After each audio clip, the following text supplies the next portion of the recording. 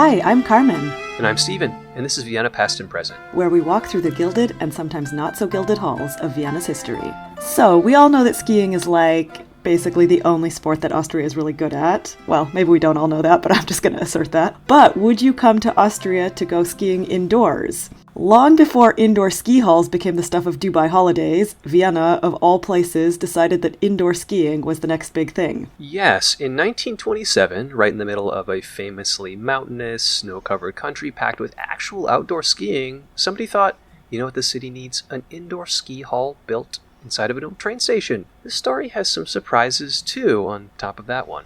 Like a recipe for a 1920s version of fake snow, a shooting being open for an incredibly short time, and prices that modern skiers would find very, very reasonable. Yeah, so that's going to be our story today. The history of Vienna's indoor ski hall, which was called the Schneepalast, which would be Snow Palace, translated into English. My main source for this today is an article published in Wien Museum Magazin under the title Der Schneepalast 1927, so that would be the Snow Palace 1927.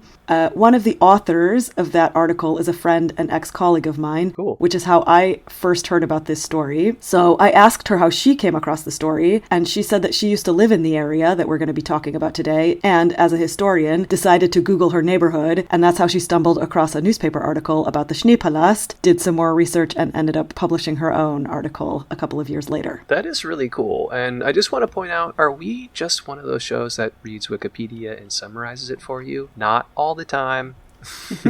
This is cool. It's a cool connection. We have some other sources too.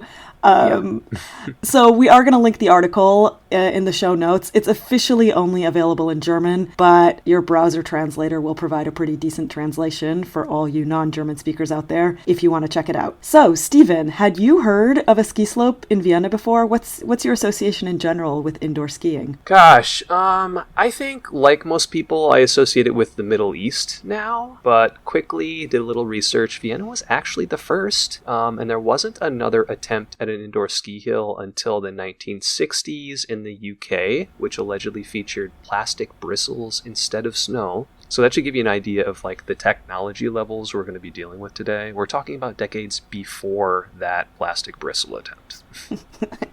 Indeed. All right, so let's get into it. How did this thing come about? I'll throw in also, why did this come about? But something tells me we may not be able to answer that today. That'll be the stretch goal. Yeah, let's see if we manage that. But first, Steven, could you set the scene for us? What was happening in Vienna at the time, late 1920s? So, 1927, in July, there was a major riot in Vienna sparked by the acquittal of 3 nationalist paramilitarists that ended with riots setting the Supreme Court in Vienna on fire. That maybe that'll be its own episode at some point. But that's the kind of environment we're in now in the 1920s. It's not exactly like this peaceful, hunky-dory kind of time. We were between some pretty big wars. Definitely a bold time to build fragile infrastructure downtown, I would say. Yes.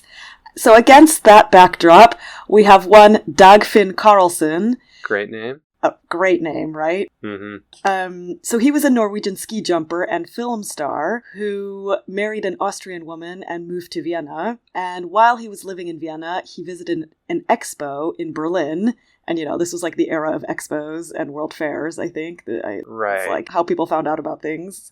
I don't know. Is that apparently the internet of the 1920s? Go to an expo and see what's going on? Yeah, sort of. Yeah, I wonder. So he went to this expo that was about leisure activities, and it featured an indoor winter landscape, and that gave him an idea to build something similar in Vienna. Okay, yeah, this is definitely peak expo if you're going to a leisure activity expo.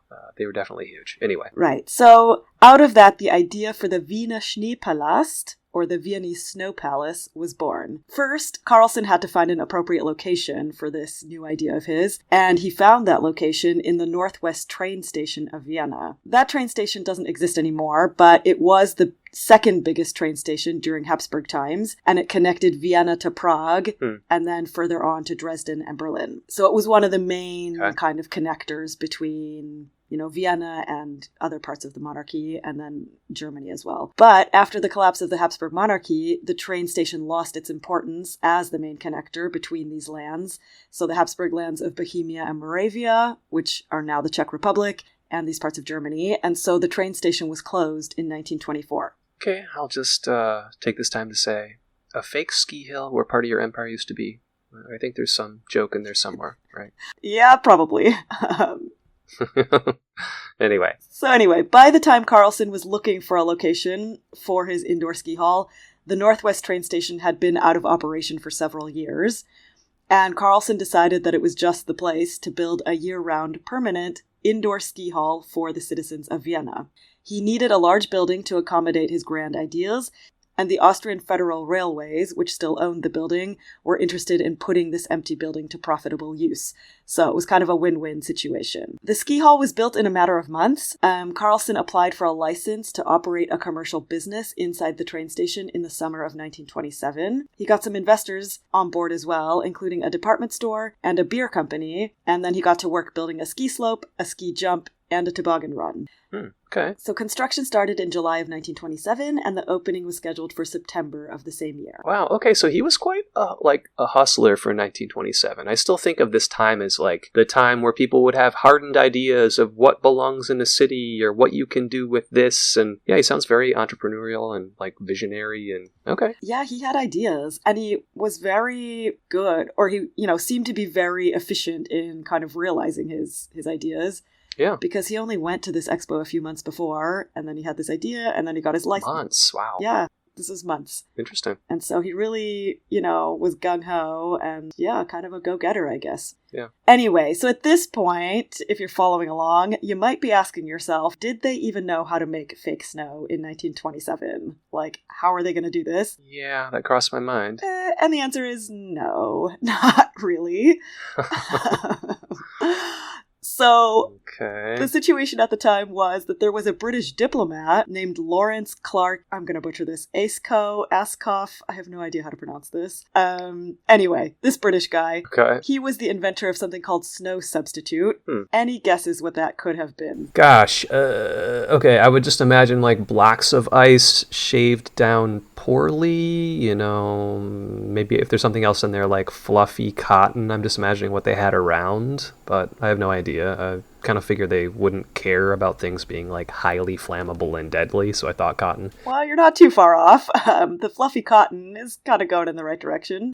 So, snow substitute at the time, what it actually was a chemical concoction that was made to look like snow, but it was neither cold nor could it melt. So, it basically had none of the qualities of snow, really. It just kind of looked like it. Yeah, okay. So it was a mixture of, get this, sodium carbonate, which is commonly found in washing detergent, sawdust. Oh, gosh.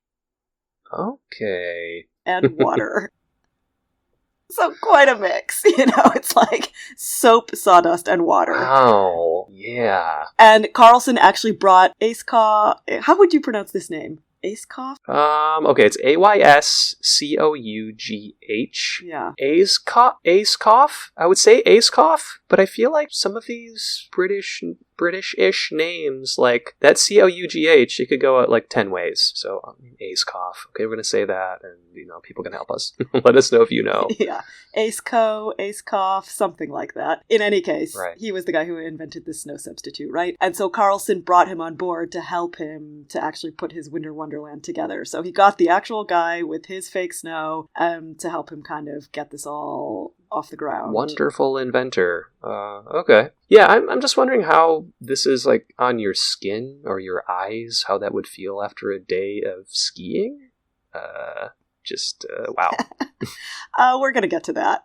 Okay. But anyway, so now that they have the snow sorted, they're good to go, right? Well, not exactly. There were a few other hurdles that they had to jump. So one of the main ones was that, they set about transforming this train station and rebuilding it and building, a ramp and the ski slope and everything. And only after they had basically rebuilt the whole thing and 150 tons of fake snow was already on its way from a factory outside of Vienna. It's a lot of soap. A lot of soap soap and sawdust. Yeah. So 150 tons of this fake snow was on its way to Vienna, and only at that point did the city intervene and demand an extra permit, because at that point they claimed that the ski slope did not serve a transportation purpose, which, I mean, fair. Okay. And they demanded an extra permit to use the train station for non-transportation purposes. And so this was an extra delay that they sort of hadn't anticipated. It was, you know, a bureaucratic back and forth trying to get this permit sorted. And so the opening was delayed from the originally planned time in September to 3 months later.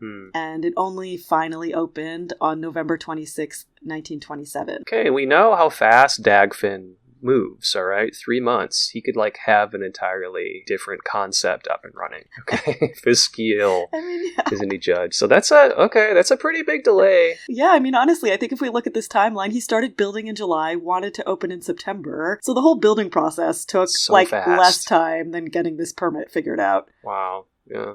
But anyway, they did manage to get their permit. They opened on November 26th, 1927, but things didn't exactly go as planned with the opening either. Okay. So Carlsen had planned a big opening event with an opening speech given by the Vienna mayor at the time, Karl Seitz. So the mayor comes, he gives his speech, and then after he completes his speech, the mayor got into his car to leave when suddenly a bullet pierced the window of the car.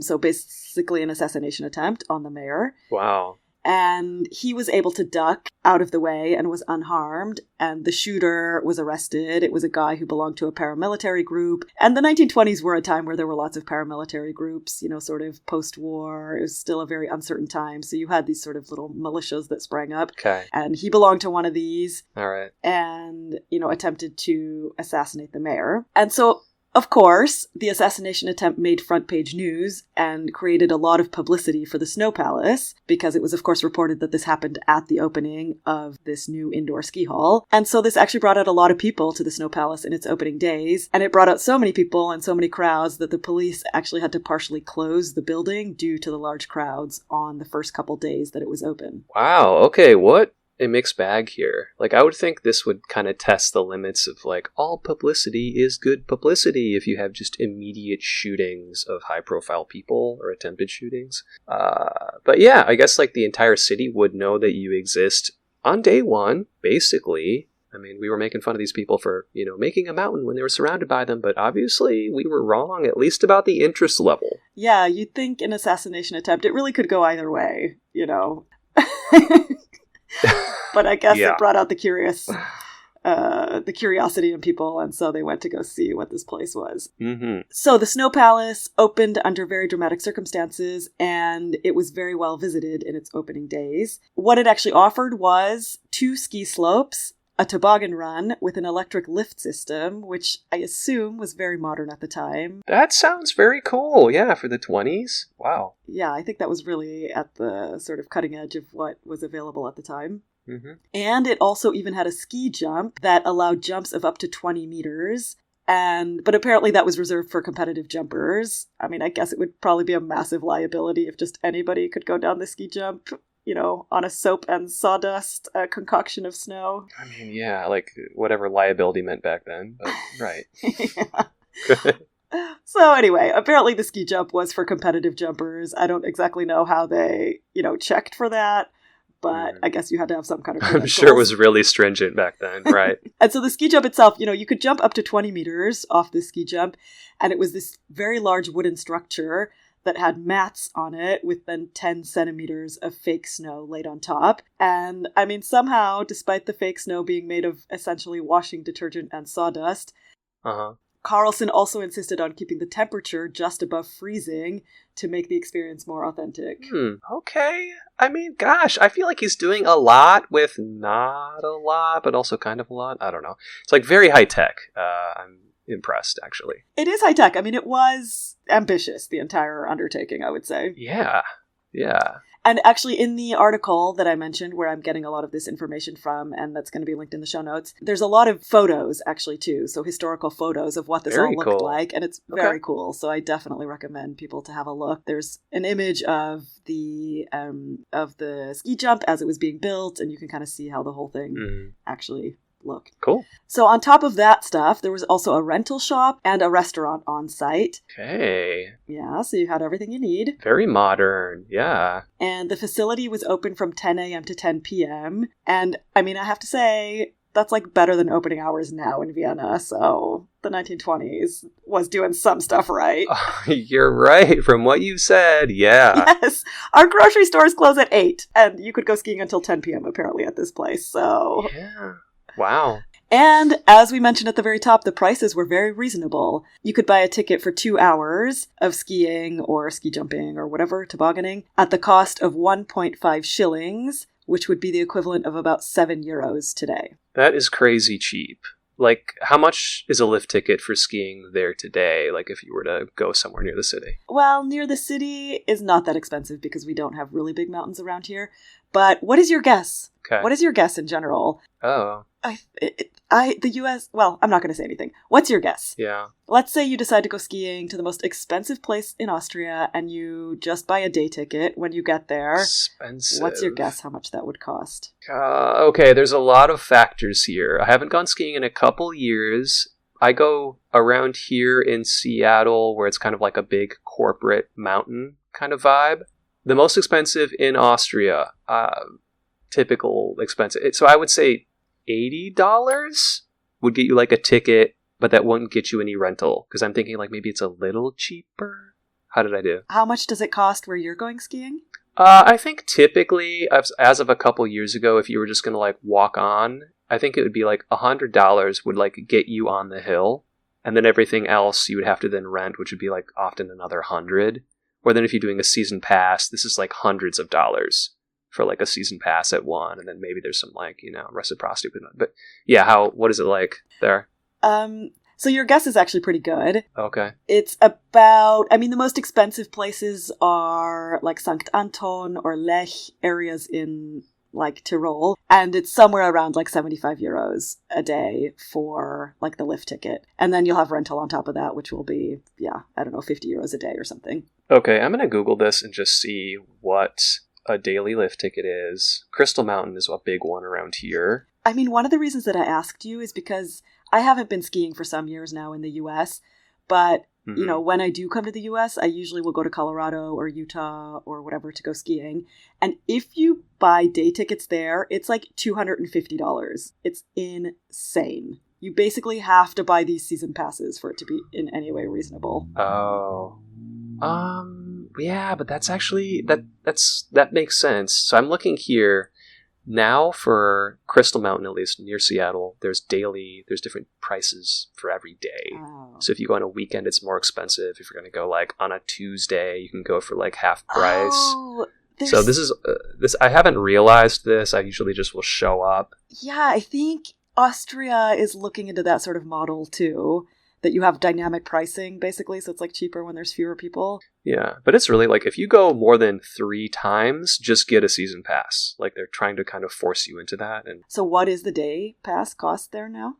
So if I was just to go on the weekend, which is typical for most people, right? Yeah. Then I would pay $160, and that that's no rental or anything. That's just like an adult price, 1 day. So yeah, I wasn't that correct, but then whatever.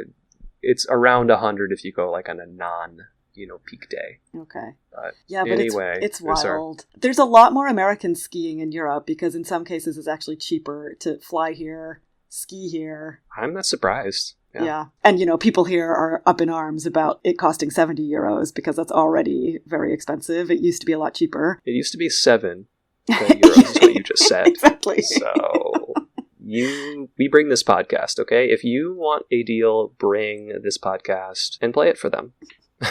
That's what we're saying. These are the prices I expect. €7, please. This is no Schneepalast, is it? You'd say that. Exactly. Anyway, the Snowpalace sounds shockingly good right now. So when did the shit hit the fan, so to speak? Because this is short-lived, wasn't it? Yes. It was not super smooth sailing. So Carlsen had very big plans for ski courses and skiing competitions at his snow palace, but after the delay in opening and this dramatic assassination attempt at the opening, there were a couple of new problems that came up. So firstly, the snow palace had been built at an exorbitant cost of about 700,000 shillings which would be about 3.3 million euros today. Okay. And, they're selling tickets for €7, so they've got a lot of ground to make up here. Yeah. And so to recoup those costs, Carlsen was going to have to really have a lot of visitors come. But after the initial crowds, the numbers began to decline quite quickly. Okay. And then on top of that, and probably very much contributing, was that news began to spread that the fake snow caused people to itch and to have breathing difficulties. On top of which... That's not funny, but go figure. I mean, considering it's made of sawdust and soap, it's not shocking. And then apparently it would also tear holes into your clothes if you fell. Whoa. Which, I mean, I don't want to know what that looks like on your skin if it's tearing holes into your clothing. Filling it full of soap immediately. And a part of me thinks that, this is maybe structural, where it's you have 10 centimeters of this fake stuff, you fall down, you're probably scraping some weird wooden ramp. Yeah. Anyway. And wait, you're probably wearing... What are you wearing anyway? You're probably just wearing some random wool. I see these old pictures of skiers. It's just the stuff that they wear to church, and then they just put skis on it. Or that's my interpretation of it. It looks barely different than clothes you would wear. Yeah, that's a good point. But that does not sound good. No. And yeah, actually, I don't know what they would be wearing, but yeah, you're probably right that, it's not like the ski gear that we have today would have been available at the time. Right? It's some woolen outfit or whatever your normal cotton. Yeah, right. I feel here, if you go to a ski hill, you'll see some ancient picture of the people who used to ski here, in the 30s or something. And I swear it's just women in dresses, and they'll be wearing little heels, and they'll just strap a ski to it, and these are kind of the badass skiers of the time. And maybe I'm getting that wrong. Maybe that's just what they're posing with. But a lot of pictures like that, and I'm always left being what? Aren't you freezing and uncomfortable? Anyway. Yeah, no, you're right. Those are sort of the historical photos that you see. And, the skis at the time really were wooden boards with a leather strap that I think you tied to your shoe. I mean, it was not more than that. So you're skiing essentially on sawdust with these very primitive wooden skis. Yeah. I just, I thought, the whole time, skiing in the piles of sawdust soap, that's going to catch up with him. Dagfinn. Yeah, so poor Dagfinn, the soap sawdust didn't work out that well. Yeah. And then on top of that, we're in Vienna, and so people pretty quickly realized that if they wanted to go skiing, they could just go to the mountains surrounding Vienna and not pay anything. And so the winter of 1927-1928, when the Snow Palace was open, was also a very snowy winter, and so there wasn't really a very good reason to be skiing inside on sawdust, right? You could just go outside. Oh, yeah. Yeah. Right. And so as a result of that, over time, visitors declined. And ultimately, on March 10th, 1928, Carlsen was forced to declare the Snow Palace insolvent. So it had been, at that point, operational for 103 days. And during that time, the Snow Palace had welcomed 10,000 skiers, 12,000 tobogganers, and 40,000 spectators. Okay. So pretty decent numbers. That does not seem like a poor performance. But yeah, I mean, that is a lot for, if you're charging €7, that's a lot to recoup. Exactly. And I mean, I guess operational costs were not that low either. So it was not enough to kind of keep them afloat. Carlsen did initially hope that, going through kind of the insolvency procedure, that he would be able to kind of write off some debts or something and then be able to resume operations in the fall. Mm-hmm. But that was not to be. So the insolvency case basically totally dashed those dreams, and he had to shut the place down. And so he would go on to blame the city of Vienna for the failure of the Snow Palace, claiming that the delayed opening was basically the reason that there weren't enough visitors and the reason that he couldn't recoup his costs because it wasn't open long enough, according to him. And so in the end, the Snow Palace disappeared almost as quickly as it had appeared. What was supposed to be the world's first permanent year-round indoor ski hall was dismantled in October 1928, just shy of 1 year of its opening, and the wood was sold to minimize the debt that was owed. Wow. Yeah. So today, neither the Northwest train station building nor memories of the Snow Palace really remain. After the Snow Palace went bankrupt and was sold off and was closed down, the building itself was heavily damaged in World War II and was also torn down ultimately in 1952. And so very few people remember the train station today, and even fewer know the story of the Snow Palace. Until now, because we're telling you the story. Yeah, gosh, dismantled and sold for scrap. That is a harsh ending. But this is a cool little story. Yeah, I think it's a really interesting story. I had not heard about it before either, but like I said, I know one of the historians who wrote this article, and I also asked her how well known she thinks this story is, and she said it's really not very well known at all. There are occasional newspaper articles apparently in winter that mention it. I've never seen any of those. Oh. And she also said that it got a bit of attention a few years ago when there were discussions about building a new ski slope with artificial snow in the 22nd district of Vienna. Oh, okay. Yeah, I mean, I think at this point, sometimes there's like this novelty aspect of like making a sport indoors. So maybe indoor skiing. Sometimes they like become their own branch of the sport. Like indoor soccer is just kind of a different thing now. I don't know, even though I guess I'd never see myself doing indoor skiing. I don't know. I'm kind of thinking out loud here. Like, it's making a little less sense as I think about it. But, okay. Did that went nowhere then? Or is that still being talked about? No, that went nowhere. There were some discussions about it, but I don't think it was very seriously ever considered, this ski slope. Got it. But yeah, I have to say, indoor skiing, I don't really get it. Okay. It just seems so unnecessary to me to, like, massively cool this indoor space so that you can ski. I mean, environmentally, it just doesn't really make any sense to me. And I don't know, I'd rather just go to and you can never build it to be big enough to compete with any real mountain. That's a thing. I wouldn't think you could either. It would just be like, oh, this has to be so convenient somehow. But to me too, going and putting on all your stuff, getting your gear, it's heavy. Like, it's never that convenient. So it's just like, really go for it if you're going to do it anyway. Yeah, and I kind of think half the charm of skiing, like in the mountains, is that you are outside in the mountains, in the... Exactly, more than half for me. In the sunshine, you ski for a little bit and then you sit and have a beer and sun yourself. Exactly. I mean, that's like half the point. Like you're trekking, you're going between huts, or like whatever you're doing, you're seeing cool stuff. Yeah, so the indoor thing I don't really get. But like, hey, apparently there is some kind of market for it. Yeah. So you got to talk to that friend, the person who did a lot of primary research about this. Again, we'll link the article. Were there any other highlights for them? This is just such a cool, quirky story. I wonder if there are like other little twists or things that they were surprised by. Yeah, so I sort of asked what was most interesting for them in researching the story.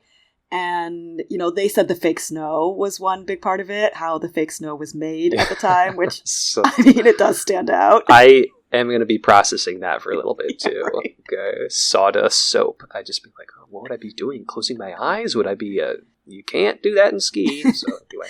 I know, it's amazing that they even tried that, to be fair. Yeah. But then she also saw it in a really positive way because she said, for her, it was actually kind of amazing what was already possible in the 1920s. So even though the fake snow, kind of wasn't very good, created some breathing issues and whatnot, they were able to set up this ski hall indoors with something that sort of approximated fake snow. And so in some ways, it's actually amazing that it was even possible at all. Yeah. It's really impressive. And the other thing that she mentioned that I hadn't thought about at all was she really liked sort of the intention behind this idea, which was to really bring skiing to the masses in the city. Yeah. And, it was sort of an attempt to make skiing really accessible to the people in the city so they didn't actually have to go to the mountains. They didn't have to travel anywhere. And so the idea was, okay, we're going to kind of bring it to you. Yeah. And even if it didn't last long, it did create some kind of accessibility for people that didn't exist before and at fairly reasonable prices. Yeah, that's definitely cool, that exposure. Or it's just like, people come at different hobbies and things like so many different ways. It's like, why not make another way for them, even if it is, soap. Look, that's like what they had to work with at the time. Get better for them. Right. To be fair, they tried to make the most of what they had, I guess. And that was what snow substitute was at that time. Mm-hmm. Overall, very impressive. So I am very curious to see the pictures now. Yeah. Look it up. The article's really interesting. I think the photos are I find them really fascinating just to see, how the whole thing looked. And actually, now that I think about it, I did look at the photos. But, you can probably also see what the people are wearing and get a sense of how the whole vibe was at the time. Okay. I'm excited. All right. So all you snow bunnies. That's right. Get some fashion ideas. Get some fashion ideas, exactly. Right here. Okay, so that is it for our show today. Thank you for listening. If you liked what you heard, share with your friends or leave us a 5-star review. And if you didn't like it, well, then don't worry about that review. You can find us on social medias, Vienna Past and Pres on Instagram, or send us your episode ideas at viennapastandpresent@gmail.com. Auf Wiedersehen, pfiat euch, Baba. Bye.